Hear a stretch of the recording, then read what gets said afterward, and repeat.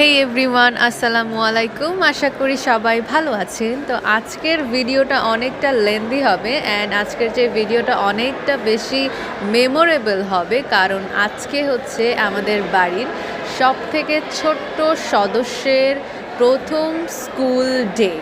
মানে আমি যখন স্কুলে ভর্তি হয়েছিলাম তখন আমার হালকা পাতলা স্মৃতি মনে ছিল, বাট আজকে আমি যেটা ডিসক্রাইব করতে চলেছি বা একটু কিছু বলতে চলেছি এইটার সম্বন্ধে না বললেই নয়।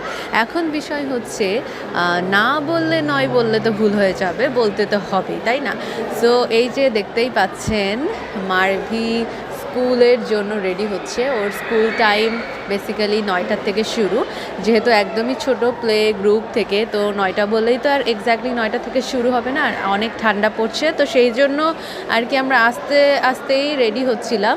আর এই যে ফুল একদম কমপ্লিট রেডি হয়ে গেছে। আমার আব্বু বলছিল যে ওকে ইউনিফর্ম পরে একটা ভিডিও কল আর পিকচার সেন্ড করতে, তো ওই সময় আসলে আমরা এত তাড়াহুড়োই করছিলাম যে সেরকম কিছু করা হয়নি। তো ভালোই হলো, ভিডিও করে রেখেছিলাম, এটাই আসলে দেখা যাবে অনেক বছর পর। অ্যান্ড মারভি যখন অনেক বড় হয়ে যাবে, উপর ক্লাসে উঠে যাবে, তখন সে দেখবে যে তার বাবুনি এই জিনিসটা তার জন্য তৈরি করে রেখেছে। আর এই যে তার পুরো স্কুলের ভিউ।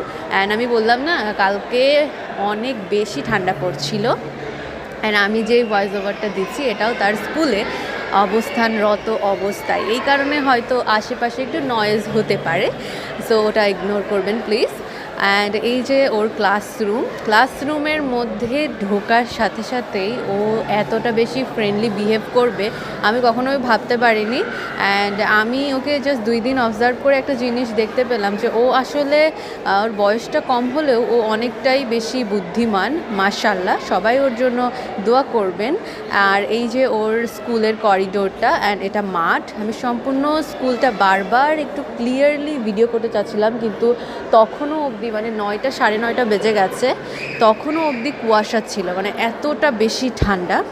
এমনিও খুলনার সাইডে বেশ ঠান্ডা পড়ে, অ্যান্ড কালকে তো খুবই ঠান্ডা পড়ছিল।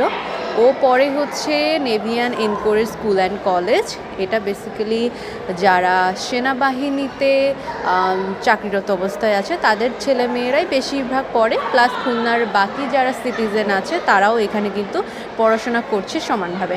আর এই যে আপি বারবার দেখছো কী করছে না করছে, আসলেই সন্তানের প্রথমবার স্কুলে যাওয়ার যে অনুভূতি একটা মা কিন্তু সত্যি সেটা ফিল করে।